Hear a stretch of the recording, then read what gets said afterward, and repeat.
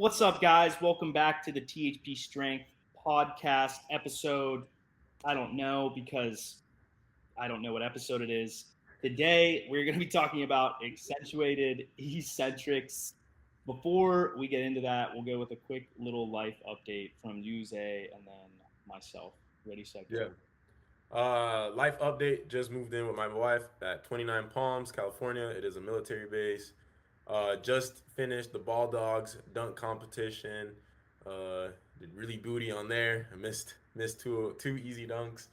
Uh, Finished Dunk League. That's gonna be airing later this month, so be on the lookout for that. And aside from that, just gonna be training this month for a big dunk contest in LA against Chris Staples, Sutherland, and Jay Clark. It'll be a breeze. No, I'm just Yeah. playing. Hey, third.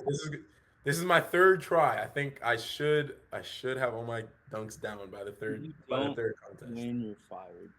I honestly will fire myself if I don't win. Perfect. Life updates for myself. I've been working on 2 foot vertical a lot, or 2 foot dunking, I guess. I am trying to dunk on 10-1 right now off the dribble. I dunked on 9-11.5, I think, off two.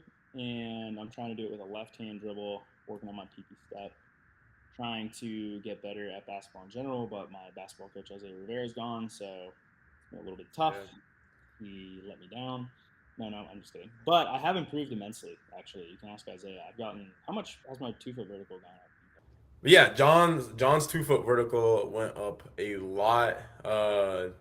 Some of the big changes that we made, well, the big focuses we had on his training was honestly just getting his squat up. He was dealing with hip issues from 1 foot jumping a lot, so we limited his 1 foot jumps to just two or three at the end of the session, and just focused on not squatting super deep. We tried getting deeper as the weeks went on. And then all that culminated to dunk camp, where he jumped pretty well. He had some good dunks off 2 feet on 10 Who was feet. our best performing athlete, I would say, like in terms of progression? Yeah. In terms After of, that, John went off, jumping off of one leg, which kind of messed him up as far as his body. But we kind of knew that. We knew it was a risk and that he I shouldn't do asked it. my But I was coach, like, I said, Coach, my knee hurts. What should I do? And he said, well, John, you have a choice to make. I can't get this hair to just, it's going to stay like that. He's like, you have a choice to make. And I was like, what is that choice? And he was like, you can either jump through it and deal with the repercussions of your actions at a later date, or we can cut the session. And I was like, dude, it's dunk camp. Like, I'm definitely going to jump through it. So I did. Do I regret that decision? No. I almost Z-spade. I almost Z-spade. yeah, I was very close. back 9, when 10 and we a half. said, Matched the rim and all with the legitimate tape measure, Jordan Kilgannon's tape measure, which is the yeah, only measure that matters. Ask him. He told me that firsthand. yep. His words, not mine. Um, Yeah. but yeah, so after that, it was just kind of been in a rehab mode, building the 2 foot jumps back in. Uh, Coaching's been all over the place just because it's been so crazy the last month or so. We've been dealing with like moving and stuff like that. Um, but we should be finally dunk contest season is pretty much over for the most part. So we can kind of get into a rhythm with everything right now. Uh, Actually, a life update. Where are you living right now? I'm officially a Bay Area native. I now live in the Bay. For those of you that don't know that aren't Bay Area natives, as in you didn't grow up here like I did, I basically know everything about this place: South Bay, East Bay, West Bay, North Bay.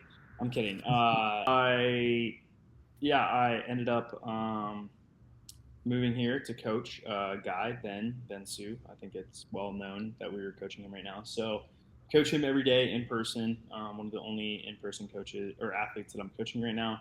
We're currently working on lengthening out his penultimate step and trying to get him to increase his explosiveness while also kind of managing his knees because he's a little bit older. So yeah, that's the current focus right now.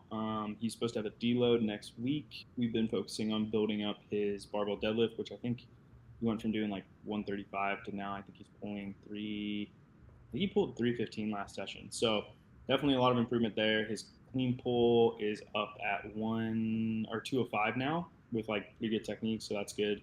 And his front squat, he is now doing it correctly with I think he's worked up to 225. So he didn't have a great front rack position. We fixed that. Took a little while. He was a little bit hesitant on it, but we fixed it. So that was good progress. And yeah, other than that, I think those have been the big focuses. And then also we did a lot of safety bar squatting. So we got that up to I think 335 for 3 reps, which is pretty good for him with like pretty good depth. So definitely good progress. Oh, I have to keep fixing my mic for Isaiah. He gets upset.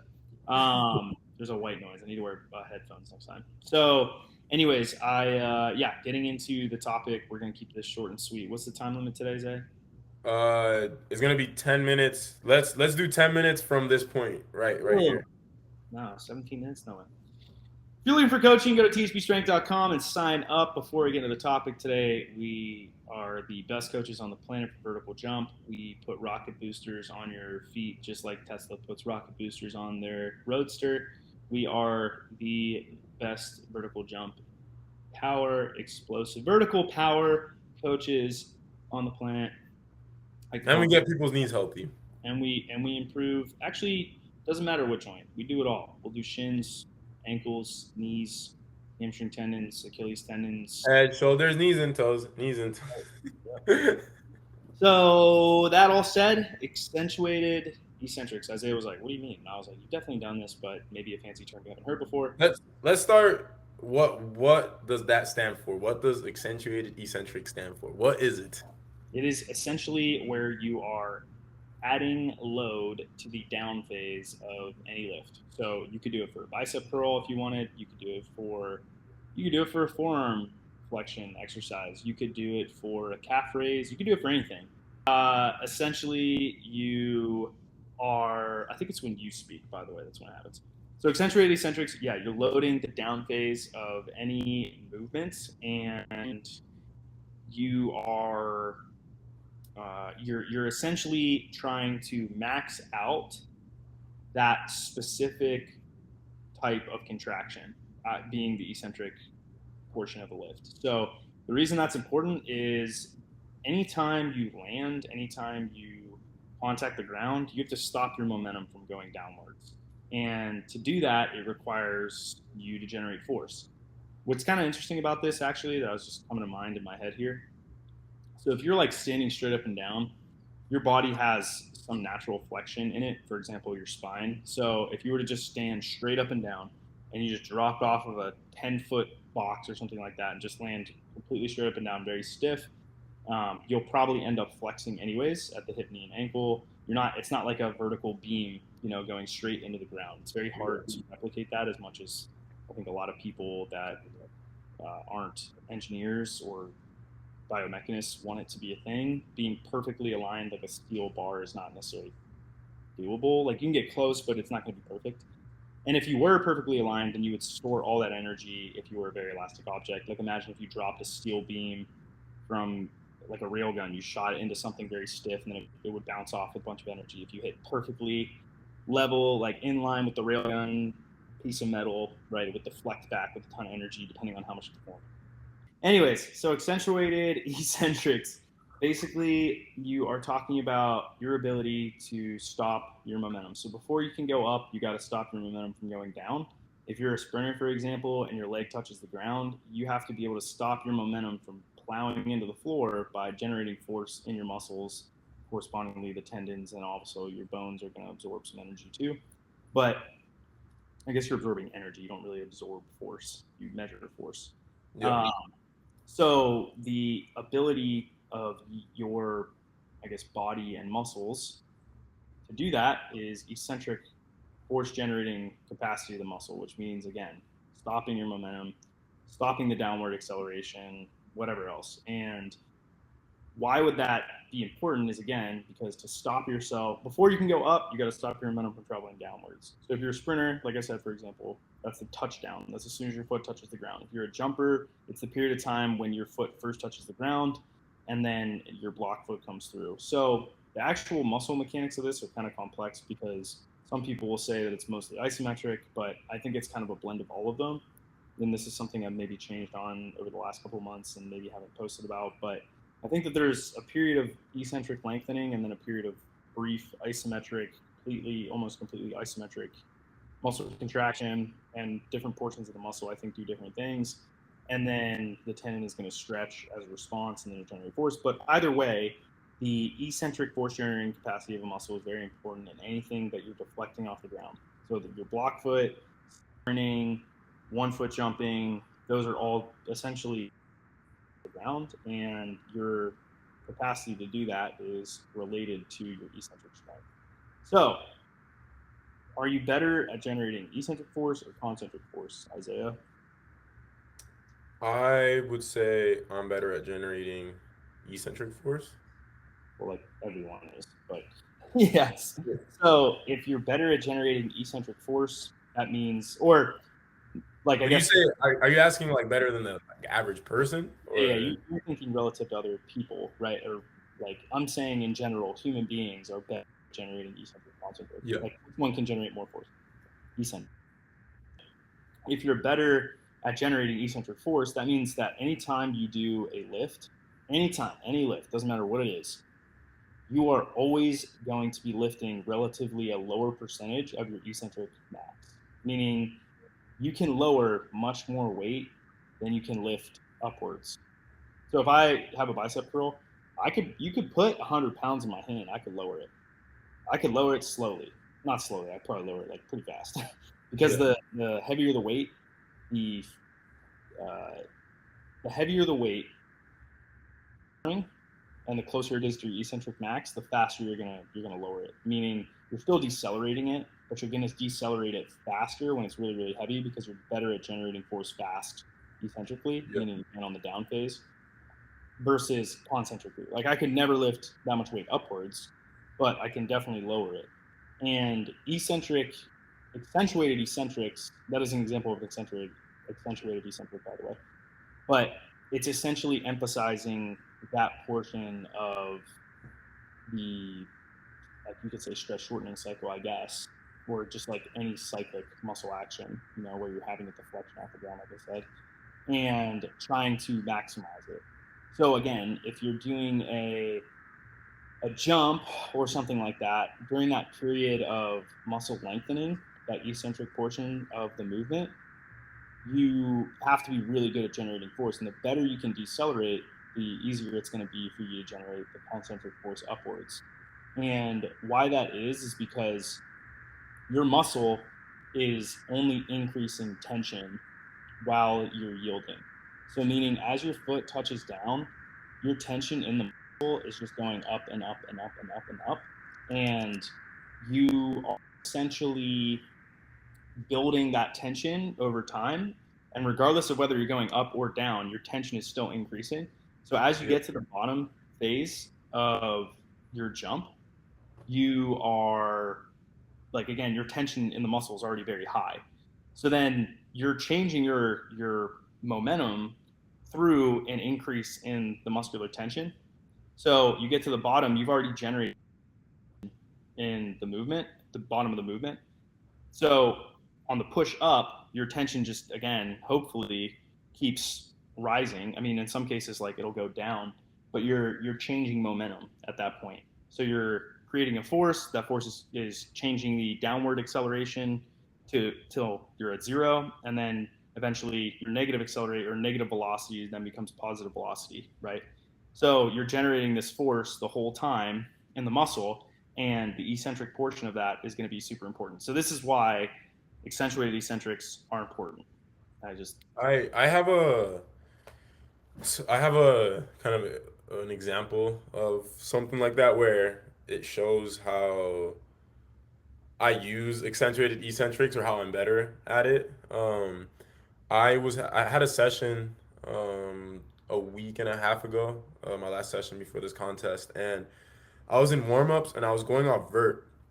And I remember I see some jumpers like when they go do off vert jumps, instead of being like that and then going up, they kind of like like hop into it like that. Like they do like a tiny little bounce. And I remember I was just like, I wonder, I've never tried that. Like I wonder what would happen if I try it. And I went and first I did like a regular off vert. And my off vert is like doo doo right now for whatever reason. I don't know why. I went off vert, like got a one hander in. Then I did a super tiny hop and just flew. I got like half my forearm over the rim and just punched the hell out of it off vert. And I was like, whoa. And then I tried it again and it literally just the tiniest little bounce. And I can get way more like vertical going off vert as compared to just regular down and up.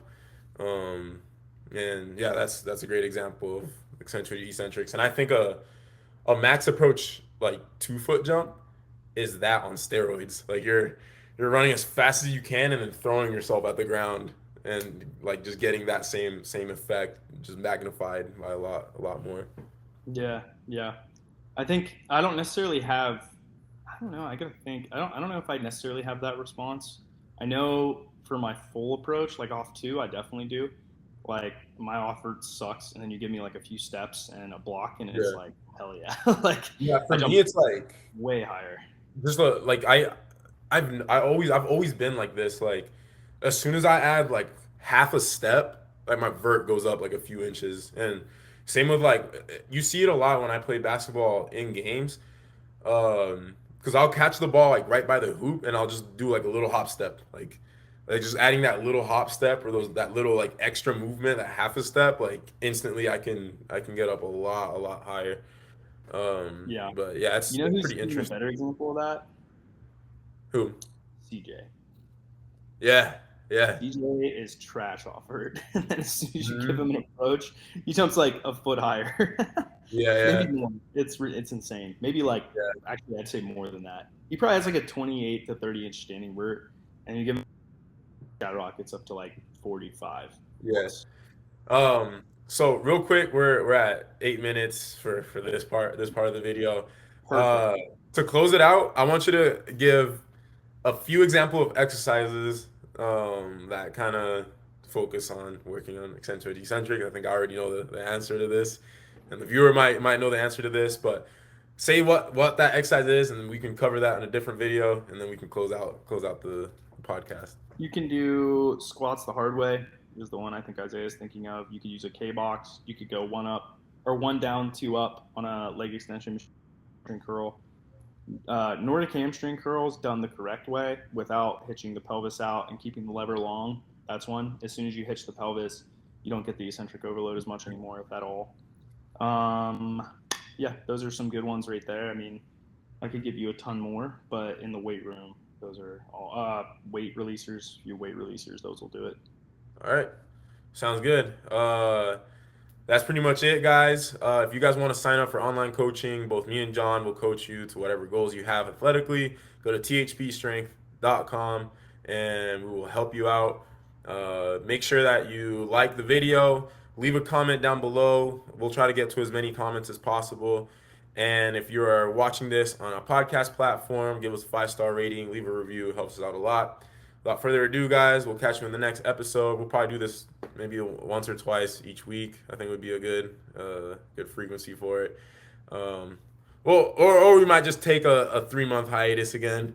You never know, but be It on the is what lookout. it is, man. We'll catch you guys on the next podcast. Take it easy.